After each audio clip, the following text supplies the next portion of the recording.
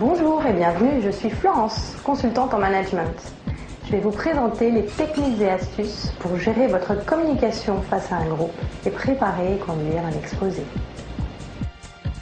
Saviez-vous que 93% de la communication est non verbale ?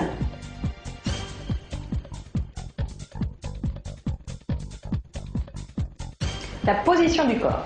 La position idéale est la station debout afin de bien répartir le poids du corps sur les deux jambes. Les bras sont décontractés le long du corps ou une main dans la poche éventuellement et ça donne une impression de neutralité. Vous devez éviter de croiser les jambes ou de vous appuyer sur une seule jambe. Ça donne une instabilité au niveau corporel et une impression de manque de confiance en soi. Évitez de croiser les bras car vous donnerez une impression de repli sur vous-même.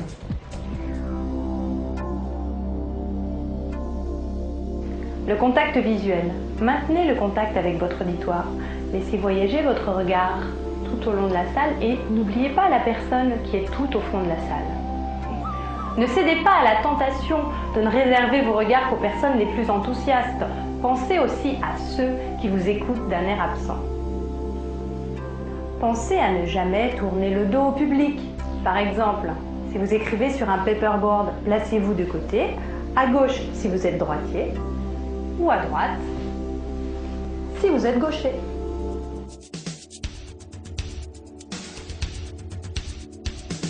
Choisissez avec soin vos vêtements et accessoires. Il ne faut pas détourner l'attention de votre public.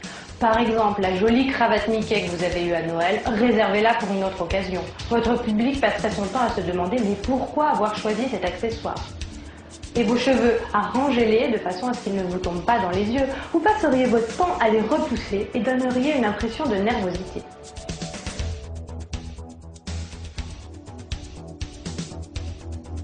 Mouvements et gestes. Vous pouvez vous déplacer dans la pièce afin de vous rapprocher de votre auditoire. Veillez cependant à bien maintenir les distances individuelles nécessaires à chacun. Dans le cadre d'un exposé à des supérieurs, évitez de vous promener car cela pourrait paraître trop familier. Adaptez vos gestes en fonction de la taille de la salle. Si elle est grande, vous pouvez avoir recours à des gestes plus amples.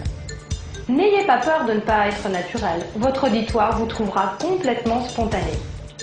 Si la salle est plus petite, préférez les gestes plus discrets. Préférez les gestes souples aux gestes nerveux et saccadés. Préférez les mouvements sur des plans horizontaux par rapport aux mouvements sur des plans verticaux. Le son de votre voix influence également votre apparence. Prenez une respiration lente et profonde. Vous amenez de l'air à vos cordes vocales et le son de votre voix sera plus clair. Parlez à voix haute. Le volume sera suffisant.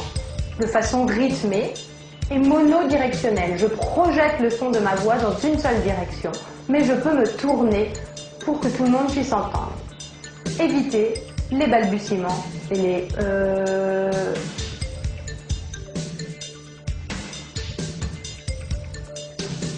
L'espace argumentaire. Pensez à Descartes. Ce qui se conçoit bien s'énonce clairement. Ayez un discours structuré, précis, explicite et illustré d'exemples.